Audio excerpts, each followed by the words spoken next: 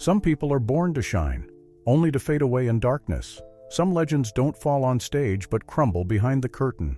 The Delfonics, a group that once made all of America swoon, lived a life straight out of a tragic movie. Fame, they had it. Money, that too. But behind their sweet melodies lay a shattered world: disputes, betrayal, division, and death after death. Wilbert Hart, a musical genius, left this world with so much left unfinished.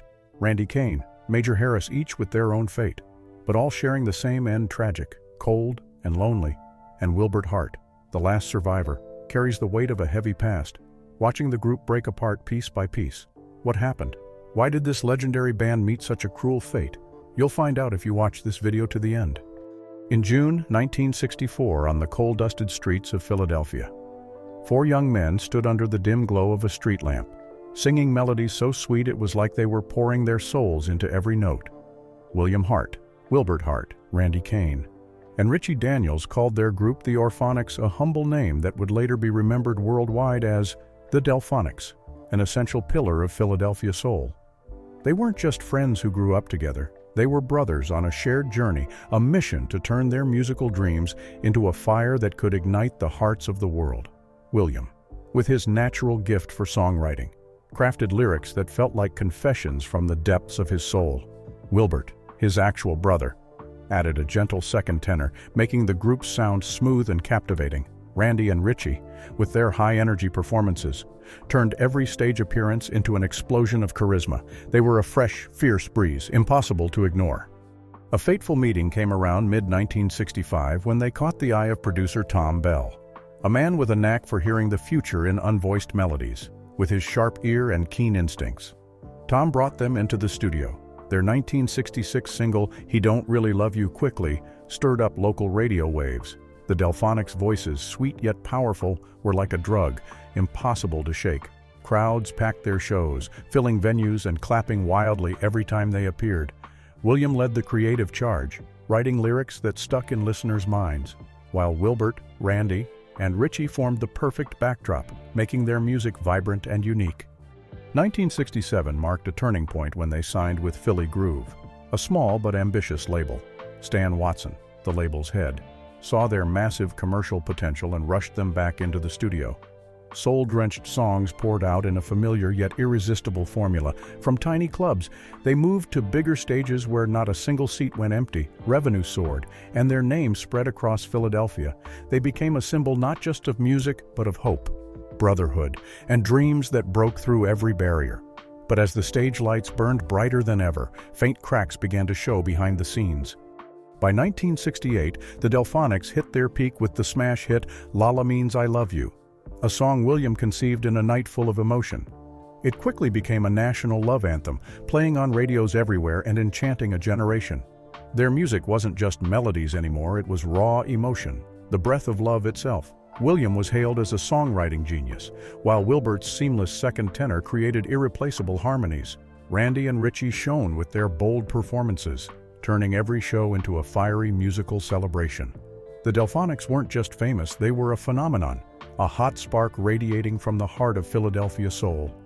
But behind the triumph, silent tensions were building. William, as the creative leader, increasingly controlled every decision from song choices to image and performance style. Wilbert, his own brother, started feeling lost in his shadow. He wanted to experiment, to bring modern sounds into their music, but ran up against William's rigid loyalty to classic soul in the studio. Small arguments flared when Wilbert pitched new ideas only to be dismissed outright. Randy and Richie, though not openly rebelling, felt stifled in an artistic space that should have been wide open.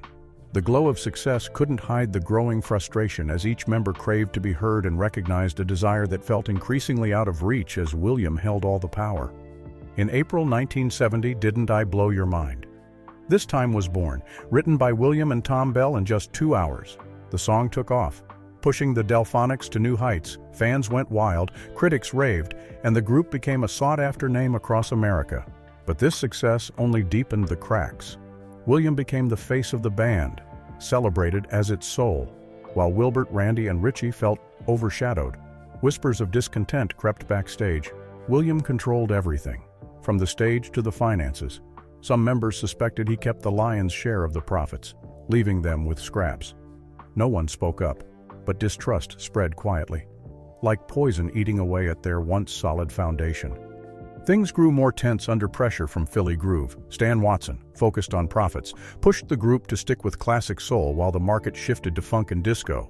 William, though still creative, felt trapped in an outdated mold. Wilbert grew increasingly frustrated, yearning for change but finding no way out. Band meetings turned into battlegrounds, with arguments over musical direction, profit splits, and the burning question, who was the real heart of the Delfonics? The friendship that once bound them was now a fragile thread, ready to snap. In early 1971, the first shock hit when Randy Cain walked away. Unable to handle the internal conflicts and feelings of unfair treatment, he left. His voice, once a key part of the group's identity, left a void hard to fill. Fans were confused by the change, unaware that behind the stage lights, the Delfonics were breaking apart day by day.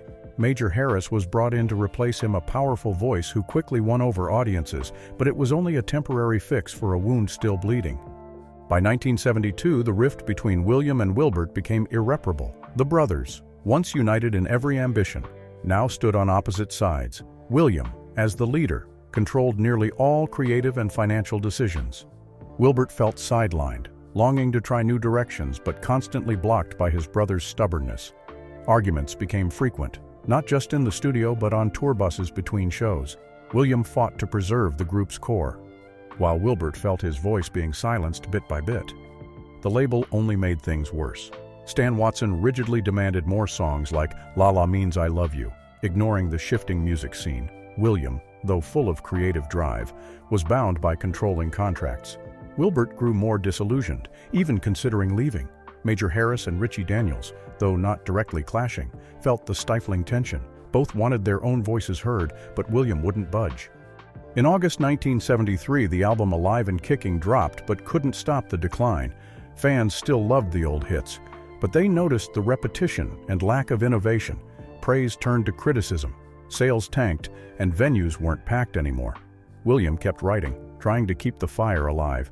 But label pressure and internal divisions made his efforts feel solitary. Wilbert lost hope, sensing the group was heading for a dead end. Their once strong brotherhood was now just a memory. Less than 6 months later, in early 1974, another loss hit. Major Harris left. Unable to endure the endless arguments and financial unfairness, he chose a solo path. One of the Delfonics' most beloved voices stepped into the spotlight alone, leaving behind the golden lineup that made their name. Fans started drifting away. Shows thinned out, and sales plummeted. William, trying to hold on to what remained, felt increasingly alone in his fight to save the group. Around the same time, unable to tolerate William's control, Wilbert went his own way. He formed a new version of the Delfonics, using the same name. William, refusing to be challenged, kept his own group going. From July 1975, two groups existed side by side, both called the Delfonics. Fans were confused, unsure if they were watching William, Wilbert, or something else entirely. The name that once stood for unity became a symbol of division. By early 1976, the conflict exploded into a legal battle. The brothers dragged each other to court, fighting over the right to use the Delfonics name. Lengthy, costly hearings dug into old contracts and unwritten agreements. William faced accusations of manipulating finances during their peak, while Wilbert was suspected of exploiting the group's name for profit. Legal fees piled up, and the cash flow that once poured in dried up. Fans, who once adored their voices, could only shake their heads as the two men who'd been the group's soul became bitter rivals, no longer brothers. During his time away from the group, Major Harris made a brief mark with his 1975 solo hit, Love Won't Let Me Wait. Its gentle tone and soulful voice brought him back to the stage, but it wasn't enough to sustain the spotlight. The success faded quickly, leaving him overshadowed by the Delfonics' massive legacy, a name both William and Wilbert still used to perform. The quiet rivalry among former bandmates left Major feeling lost, his talent drowned in endless conflicts. By late 1977, the Delfonics were no longer a dominant force in music. Tastes had shifted, with disco and funk taking over, lifting names like the Stylistics and Earth, Wind and Fire to the top. Meanwhile, the Delfonics were seen as outdated, tied to Philly Groove's rigid contracts. They couldn't innovate. William kept writing but couldn't recapture the old spark. Wilbert, with his own group, struggled to keep fans' attention. New members joined both sides, but none could recreate the original magic. Stages grew quiet, and their music rarely hit the radio. Not until March 1980 did a faint spark of revival appear. Randy Cain returned after nearly a decade away, joining William to try rebuilding their name, with new members like Johnny Johnson. They played smaller venues, though welcomed by loyal fans. The comeback didn't make the impact they hoped for. Wilbert's side wasn't faring much better. Despite efforts with new members like Dr. Salam Love and Van Fields, he couldn't compete with the new wave of 80s artists reshaping the music scene. By 1985, tensions between the brothers worsened when Frank Washington, who'd worked with Wilbert, joined Williams' group. The move was like pouring gas on a fire, further fracturing their already broken bond. William saw it as proof his group was the true Delfonics, while Wilbert viewed it as betrayal. But regardless of sides, both versions struggled to find their place. Nostalgia gigs became their main income, but they couldn't restore their fading fame. Fans grew confused, no longer recognizing the band they once loved. The rift between William and Wilbert wasn't just about the stage, it seeped into their personal lives, destroying the tight-knit brotherhood they once had. Rare meetings were filled with arguments, leaving no room for understanding. William was accused of being too controlling, from finances to music. Wilbert, though less criticized, felt trapped trying to protect a name he no longer controlled. The shared dream from their early days was now just fragments scattered across a path of conflict. From then on, the Delfonics split and faded clung to their golden past. William, now middle-aged, led a new group with Johnny Johnson and Garfield Fleming, hoping to breathe life into the old legacy. But reality was harsh. Their shows were nostalgia acts, with La La Means I Love You ringing out under dim lights to half-empty seats, though his voice still carried emotion. William couldn't hide the toll of time and years of disputes. Old accusations of financial control lingered like an unshakable shadow. Wilbert pressed on quietly. His group, with new faces like Greg Hill and Van Fields, played small clubs and local fairs. But the magic was gone. The Delfonics, once a shining symbol of Philadelphia soul, now only evoked regret.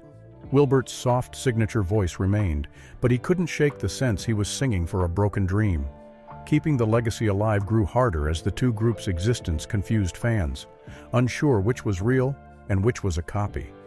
The bond between William and Wilbert, once the group's heart, was gone forever. They barely spoke, and chance encounters were bitter. Wilbert carried resentment for being sidelined creatively, while William believed only he could preserve the Delfonics spirit. The legal battles over the name, though settled by 1976, left lasting scars.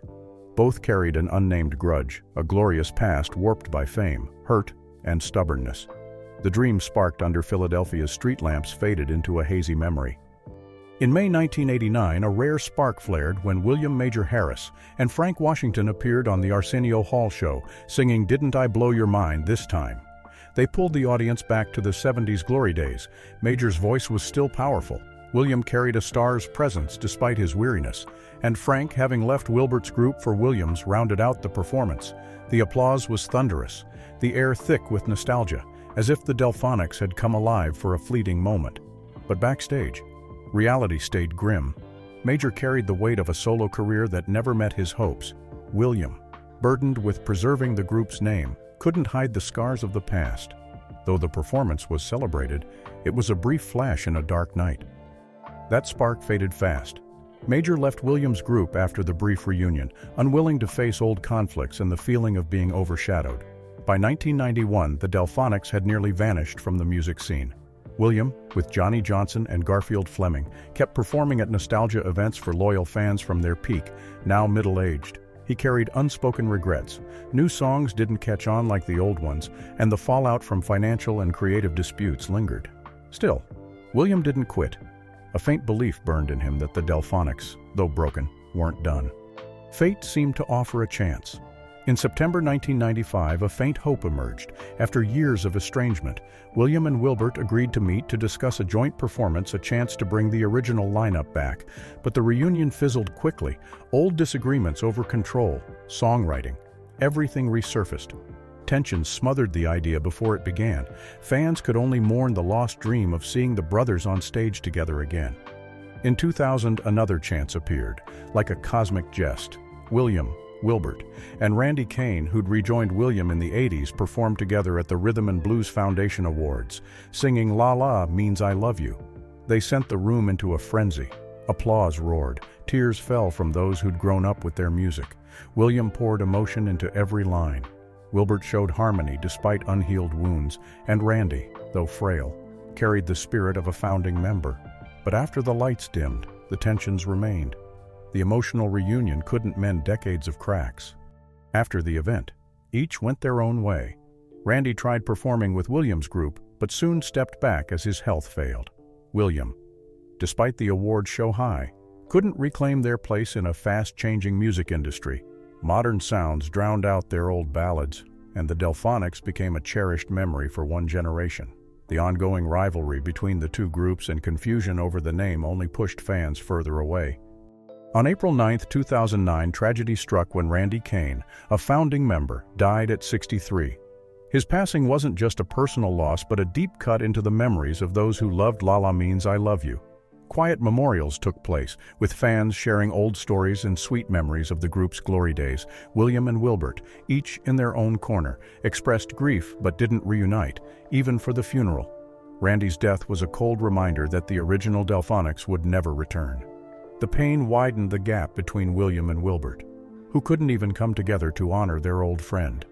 In June 2011, a faint light flickered when Wilbert performed at Yoshi's with the Delfonics feat. Greg Hill, joined by Benny Primetime Daniels and Tommy Moore. The show won over a loyal crowd. For a brief moment, Wilbert touched the past, but the light wasn't strong enough to break the darkness. His group, though featuring an original member, struggled to draw wide attention. William's group faced similar hurdles. Both, though sharing a name, were like ships lost at sea, unsure where to land. On November 9, 2012, another shock hit Major Harris died of heart and lung failure, closing another sad chapter. His voice, once captivating in "Love Won't Let Me Wait," carried his own ambitions after leaving the Delfonics in 1974. But his solo career fell short, and the group's shadow followed him. He'd performed with various Delfonics lineups in the '80s and '90s, but old tensions and past pressures wore him down. His death didn't make big headlines, but for fans, it was a quiet ache. Old clips from the Arsenio Hall show in 1989 were shared again, a farewell to an irreplaceable voice, like before. This loss only deepened the divide between William and Wilbert. By 2015, the music scene had fully shifted. Names like Beyoncé and Drake dominated charts. While classic soul groups were sidelined, William and Wilbert kept performing, but they weren't the era's center anymore. Shows became nostalgia trips, not platforms for new work. Even then, disputes lingered. Fans on social media picked sides, debating which version was the real Delfonics. But in the end, no one won. July 14, 2022 marked the greatest loss. Wilbert Hart died at 77. The creative soul of the Delfonics. He left after a turbulent artistic journey, though criticized for controlling the group too tightly. No one could deny his genius in the songs he wrote. Outlets like the New York Times on July 20th that year hailed him as a Philadelphia soul icon, but noted the old controversies. Fans shared memories tied to "La La Means I Love You," though their hearts ached knowing the original lineup was gone forever. After William's death, Wilbert became the last survivor, naturally holding the group's name. At 75, he kept performing, carrying a vivid but broken legacy. His group, now seen as the legitimate one, could never restore the old glory. Meanwhile, Wilbert Hart's Delfonics, led by Johnny Johnson, Garfield Fleming, and Michael Muse, kept touring but faced criticism for lacking original members. Unable to rival Wilbert's claim, online, they were called a fake group, unfit to carry the legendary name.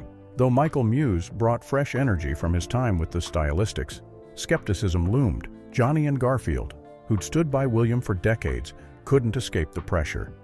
In early 2024, Wilbert appeared on the Sofa with Esther, reflecting on the early days singing with William under street lamps. His memories were shared slowly, cautiously, tinged with regret. Though his health was fading, he didn't quit the stage, carrying the emptiness of being the last original member, quietly continuing a musical journey amid countless memories, as if picking up the unfinished dreams of those gone. The Delfonics, once a symbol of brotherhood and soul's artistic peak, are now proof of time's cruelty.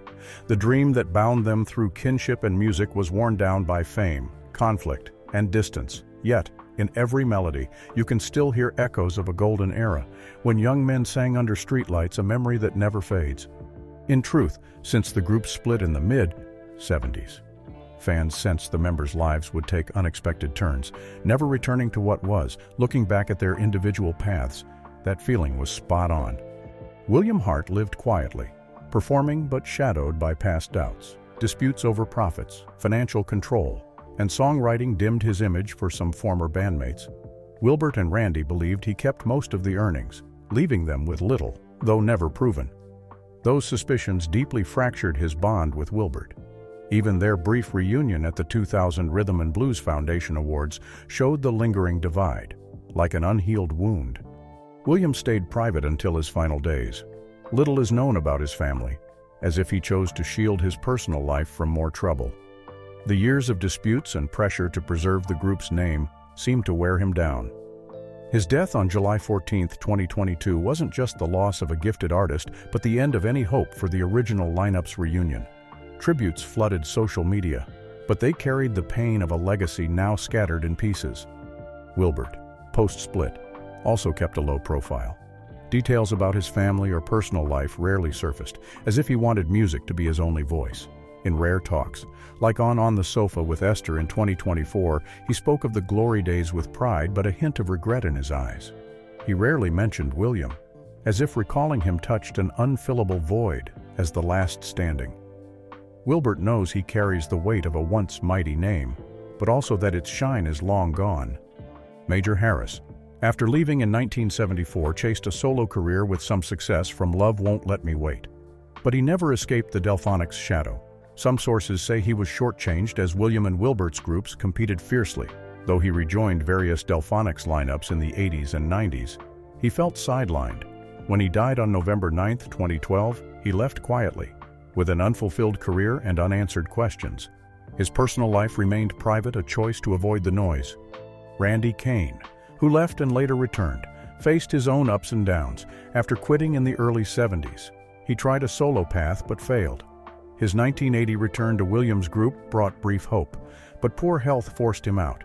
His death on April 9, 2009 left a void for fans, a reminder that the original Delfonics were fading into the past. Frank Washington, who switched from Wilbert's to Williams' group in 1985, stayed out of the spotlight. He helped spark a brief revival on the Arsenio Hall show in 1989, but later stepped back from the stage. His life passed quietly, leaving few public traces. Johnny Johnson and Garfield Fleming, who joined Williams' group in the 90s, along with Michael Muse, kept performing as William Hart's Delfonics after his death. Despite their efforts to carry the musical spirit, they faced doubts. Their personal lives are largely unknown, as if they chose to avoid drama. But using the Delfonics name drew them into controversy, seen as an imperfect continuation of an unrepeatable legacy. Looking back at the Delfonics' journey from singing under Philadelphia street lamps in 1964 to nostalgia stages in 2025 is like flipping through a heavy, emotional score, colored by glory and ruin. They were a symbol of soul's finesse and passion. With love songs like La La Means I Love You and Didn't I Blow Your Mind, this time becoming familiar beats in millions of hearts. The cracks started within disagreements over money, creative control, and direction. Legal battles over the name and Philly Groove's pressure eroded their bond. The losses piled up, with Randy's death in 2009, Major's in 2012, and Williams in 2022 sealing the original lineup's fate. Wilbert, the last on stage, sings on, but his eyes carry the sorrow of a collapsed dream. Though they left a radiant musical legacy, the Delfonics couldn't escape backstage turmoil. The two parallel groups, one led by Wilbert, the other by Johnny Johnson, Garfield Fleming, and Michael Muse, keep performing, but they can't rekindle the old glory. Fans, still enchanted by the old songs, feel like they're hearing fragments of a once brilliant memory. Online debates over who's the real Delfonics rage on, an open wound in music history. Yet, amid the chaos, the Delfonics' music lives on. The songs born from Williams' heart, sung by Wilbert, Randy, and Major, still resonate as proof of an unrepeatable golden era. They're a story of ambition, brotherhood, and ideals worn down by fame, conflict, and time. The Delfonics aren't just a band, they're a living tragedy, a chapter you can't look away from, and an indelible mark in the memory of American soul.